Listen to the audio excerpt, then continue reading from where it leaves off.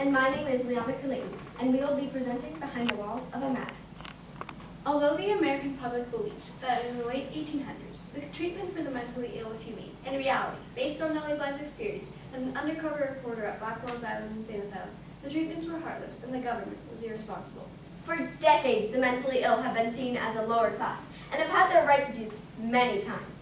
The author of Goodbye to Bedlam, a book about understanding mental illness, John Landigan says, "Always there was a notion that the mentally ill were being punished for something. Through the eyes of Nellie Bly, we will take you on a journey behind the walls of a madhouse." Good afternoon, ladies and gentlemen. I am Nellie Bly, a New York reporter. And I am also Nellie Bly, posing as an insane patient. I, Elizabeth Jane Cochran, with the pen name of Nellie Bly, was brought into the world on May 5, 1864 in Pennsylvania. Growing up, I discovered my passion was writing, and in 1887, the New York World newspaper editor conversed with me, asking for my acceptance in going undercover as an insane patient to reveal the darkest secrets of Blackwell's Island Insane Asylum. Hungry for a word of my own in the newspaper, I accepted the offer. I practiced looking insane using the mirror in my bedroom. I developed a process of my own as being arrested as the insane girl. I changed my name to Nellie Brown and entered into a temporary home, one of the best places to be pronounced insane. All of the women there were frightened of me, and the last thing they wanted was to live with a crazy girl. After one whole night of staying awake with my eyes crazed and wide open, they sent the police after me, and I was to be in court the next day to see whether or not I was insane. The insanity expert was no expert after all. I was pronounced insane after only a few minutes, for my enlarged pupils were considered a sign of insanity. This made me wonder how many other patients had been pronounced insane due to some physical feature. I was brought to Bellevue Hospital and was soon ready to leave for the asylum. I was forcefully yanked into an ambulance and taken away as many curious eyes peered in through the windows of the vehicle, craning to see the crazy girl.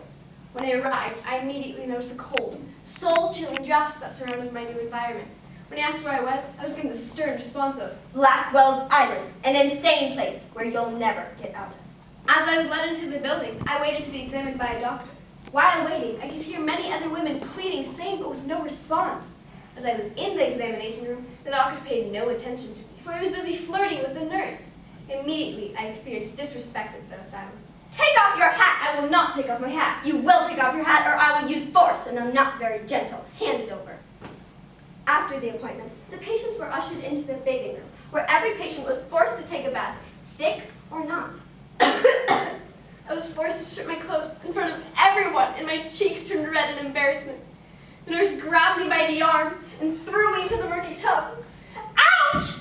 My skin was scrubbed raw with the same cloth used on every other patient. Afterwards, I was led to my room in Hall 7. The rooms in the madhouse were small and crammed. There was only one small barred window and a bed with a thin blanket on it. It was impossible to sleep my first night there. Nightmares of my bath kept circling through my brain.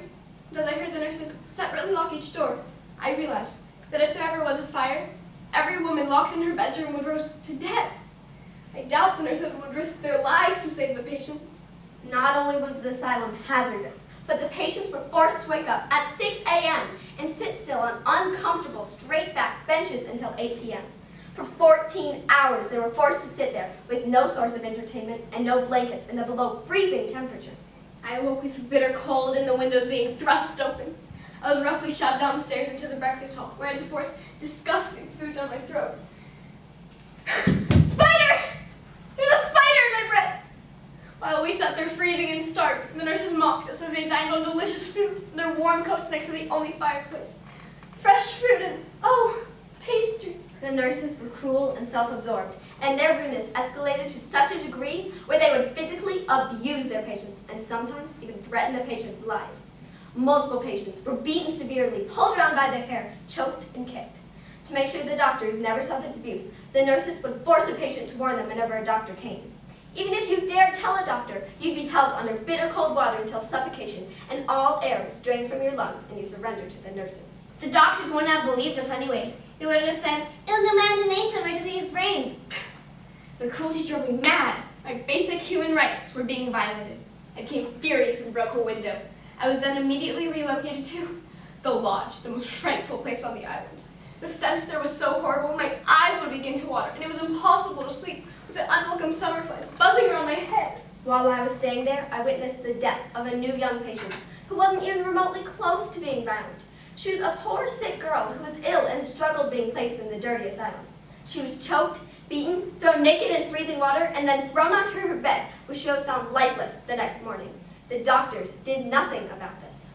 Not long after that, I tried to convince the doctors I was sane, but failed. No one was showing up to release me, and I was becoming really worried. Am I going to stay forever? Someone come help me. What am I going to do? Lawyer Peter A. Hendricks finally arrived to release me, leaving the doctors shocked and furious. I had found out many dark secrets behind these walls. When I got out, my journal entries that I had written in the asylum were published on the front page of the newspaper. They were such a huge success that I was kept on the front page for more than a week and a half. I created a stir in people's conscience, and they began to recognize the rights of the mentally ill and realize that the way the asylums were currently functioning was not appropriate. My suffering had paid off, and the world now knew the horrible conditions in the madhouse where I had been imprisoned. The people condemned in the human rat trap would soon have their judgment day, and administrative changes would shortly be made after my scathing report. I have appealed to the government and urged them to take steps to shut down Blackwell's Island and appropriate $1 million more to the care for the insane. I also helped shepherd in new rules to ensure that exams to determine insanity were more thorough and based on fact instead of belief, and that only the seriously ill were institutionalized. In the beginning of the 19th century, there was a dramatic growth in New York's population caused by immigration and industrialization. Along with this growth came a sudden increase of the poor, sick, and insane. In 1828, Blackwell's Island was purchased by New York, and a policy of institutionalization for the mentally ill was adopted. Not much later, Blackwell's Asylum was built alongside a prison on the island. The government's original idea was to build a nice place where they would be able to properly care for the insane. Unfortunately, due to lack of support for this responsibility, the government ran short on funds and was only able to complete 2 wings and get guards for a questionable resource. The jail! The staff at the Madhouse did not have the necessary qualifications to properly care for the insane. With wounds still fresh from the Civil War, care for the mentally ill was not seen as a priority. My actions helped to shift the public's perception of what exactly the rights of the mentally ill were and the responsibility of the government. This generation of people had been kept out of the public's eye for so long, but my report exposed their plight. See, it was the right of the mentally ill to be treated as equal beings, and the responsibility of the government to inspect the asylum more thoroughly and be more responsible with the institutions that they built. It was also the responsibility of doctors and nurses to treat the mentally ill with dignity. I laid out groundwork for laws that later came to fruition, giving the mentally ill their human rights, such as the Americans with Disabilities Act and the Community Mental Health Centers Act. We have created new and effective ways to treat the disabled, and have done away with poor food, physical restraint, and isolation. Thus, we have enabled many mentally ill patients to regain their freedom, their lives, and their dignity. My journey into the shadows of the madhouse awoke people to the abusive treatment of the mentally ill. I helped pioneer investigative journalism, which paved the way for others.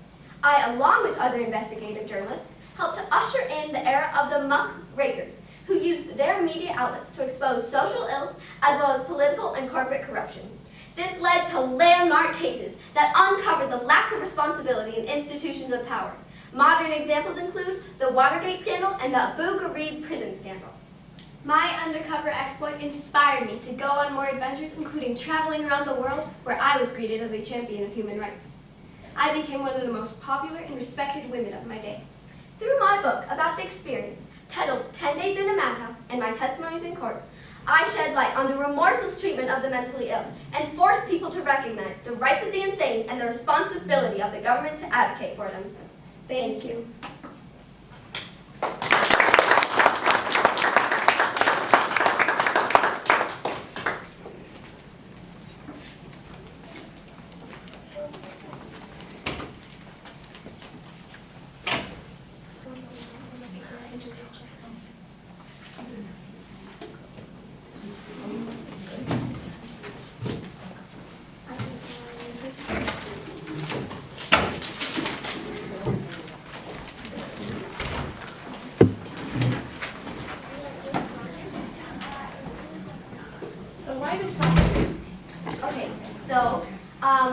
Through much research in 7th grade, well, both our LA teacher made us read an essay about twins in the Holocaust being tested like really inhumane treatments. And we were both found out, we were in the same class, that we were both interested in mental health history. And then last summer, I went to a museum in Washington. It's called the Museum. And there was a section about Nellie Bly. And there's videos, and I just became so interested in it. And so when I got back, we had been trying to figure out an idea because we knew we wanted to do a National History Day together. And I told her about it, and she was interested in it as well. And we found her book, which was a great primary resource. And so we figured it was a sturdy, stable topic, and that's how we chose it.